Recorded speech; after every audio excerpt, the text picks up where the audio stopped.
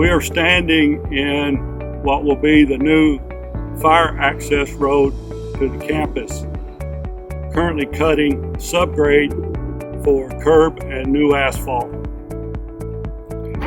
You're looking at an NV Energy electrical vault. This is the main distribution of electricity for the property campus.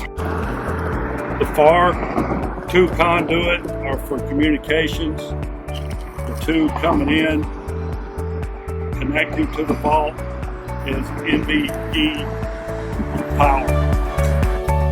We're looking at what will be the new storm drain manhole drop inlet connection from the track hole.